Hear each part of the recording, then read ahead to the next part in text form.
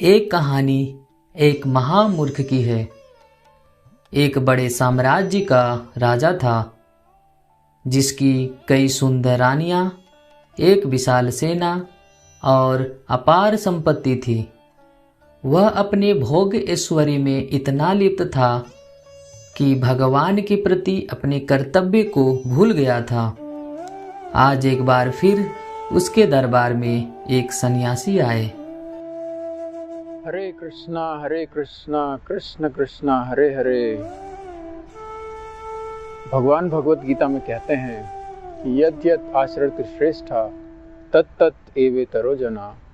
जैसा जैसा श्रेष्ठ जन आचरण करते हैं वैसा ही सामान्य प्रजा अनुसरण करती है। इसी प्रकार जो राज्य का राजा होता है वो प्रजा का नायक होता है, और वह जिस प्रकार का आचरण करता है वैसा ही सामान्य जनता अनुसरण करती है।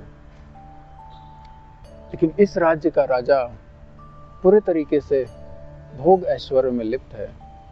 जब मैं इसको भगवत भक्ति के बारे में बताता हूँ तो यह तनिक भी रुचि नहीं लेता है।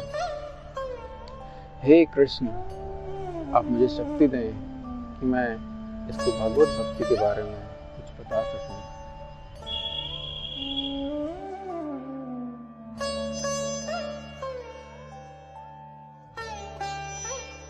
आइए आइए महात्मा, आइए आइए बैठिए और लाइए आपके चरण को धो दूं।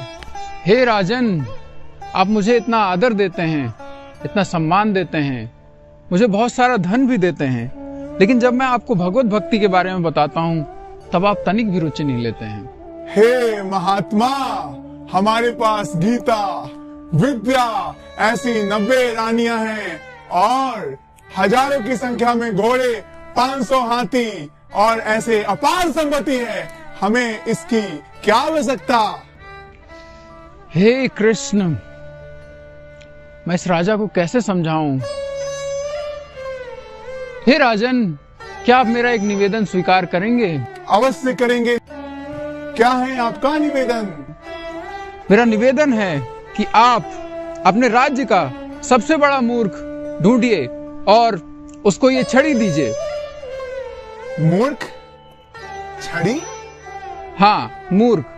और आप उसको बोलिए कि सारे साम्राज्य में भ्रमण करे और सबको बोले कि मैं ही हूँ महामूर्ख। मैं ही हूँ महामूर्ख? किंतु ये बात मुझे समझ में नहीं आई, लेकिन अवश्य मेरा कुछ इसमें भला होगा। ठीक है, अवश्य आपका ये निवेदन पूरा होगा। मंत्री जी महाराज। महामूर्ख को ढूंढ कर लाया जाए जो आप सम्राट से। राजा के आदेशानुसार राज्य के सबसे बड़े मूर्ख को ढूंढकर लाया जाता है।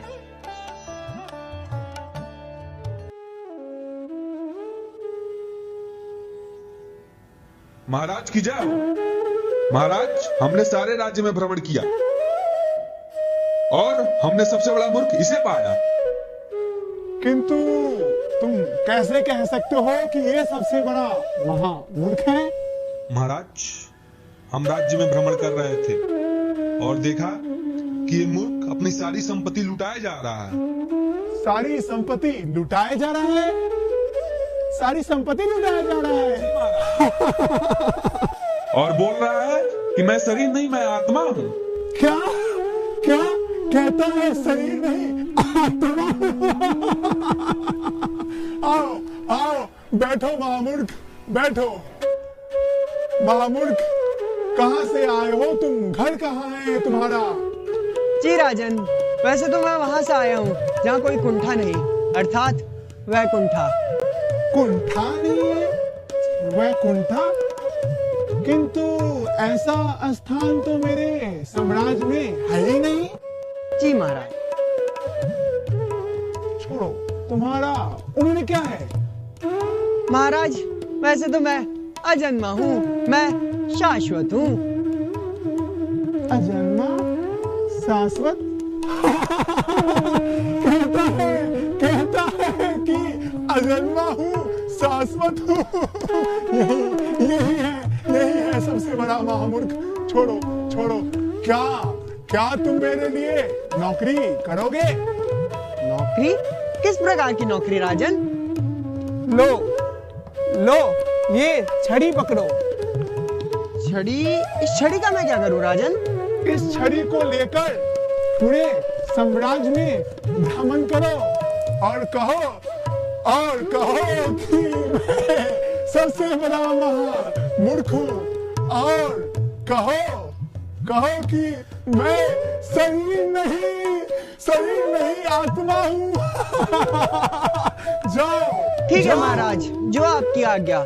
मैं इस पूरे राज्य में भ्रमण करूंगा और कहूंगा कि मैं ही सबसे बड़ा महामूर्ख हूँ, और हाँ, मैं शरीर नहीं, मैं आत्मा हूँ।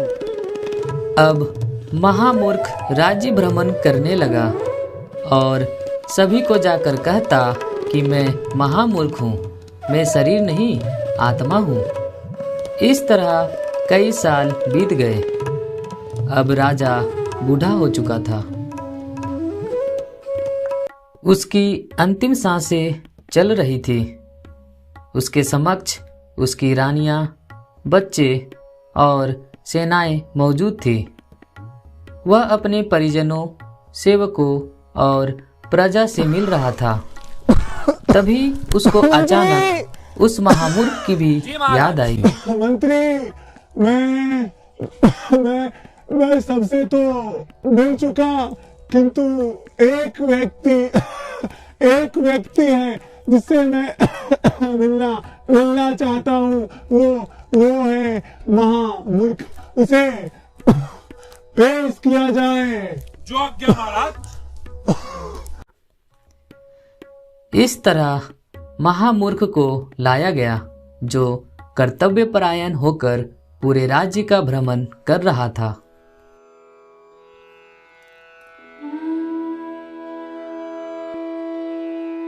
महाराज की जय। महाराज, महामूर्ख दरबार में उपस्थित है। नमस्कार राजन। आओ महामूर्ख, आओ, बड़ी खुशी हुई। आओ, बैठो महामूर्ख। मैं बहुत दूर जा रहा हूँ, कहाँ जा रहे हैं महाराज आप? मैं वहां जा रहा हूँ जहाँ से कभी भी लौटकर नहीं आ सकते। लौटकर नहीं आ सकते? अच्छा महाराज, अब मैं समझा। तो आपका वहाँ इससे बड़ा महल होगा? नहीं महामूर्ख, नहीं। वहाँ कोई महल नहीं है। ओ, तो अब मैं समझा महाराज, आप अपने साथ इन रानियों को ले जा रहे होंगे। नहीं, इन रानियों को नहीं ले जा सकता मैं। रानियों को नहीं ले जा सकते? तो शायद आपने जो इतना धन, इतना संपत्ति जो भी एकत्रित किया है, आप वो ले जा रहे होंगे। नहीं, मैं ये धन संपत्ति कुछ भी नहीं ले जा सकता। कुछ भी नहीं ले जा सकता? नहीं महामूर्ख, किंतु तुम छोड़ो और तुम एक अपने जैसा या अपने से भी एक बड़ा महामूर्ख ढूंढो और उसे ये छड़ी दे दो। अपने से बड़ा महामूर्ख ढूंढो और उसे छड़ी दे दूं? तो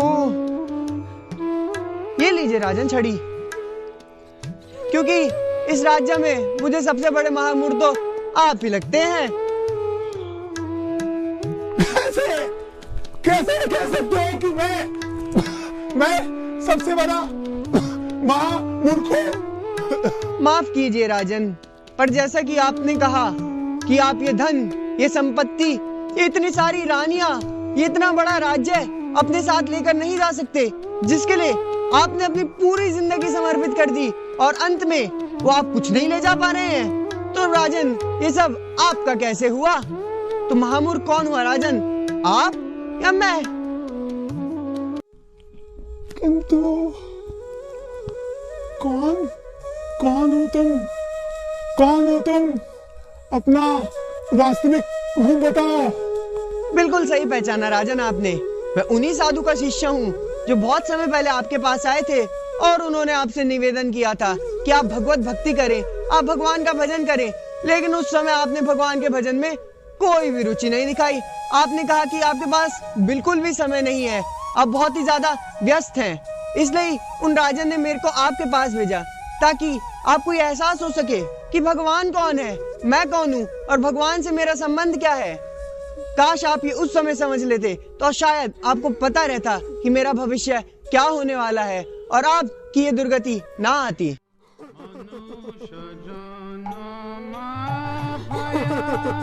राधा कृष्ण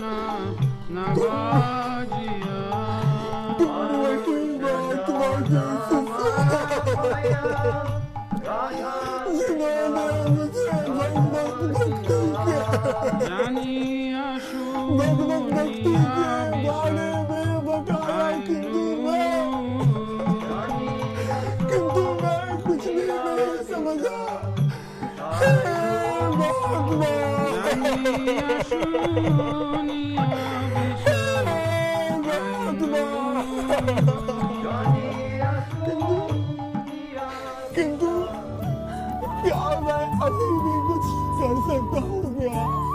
जी राजन, अभी भी आपके पास एक उपाय है। जैसे शास्त्रों में कहा गया है, हरे नाम हरे नाम हरे नाम एव केवलम कलयु नास्तेवा नास्तेवा नास्तेवा गतिरन्यथा।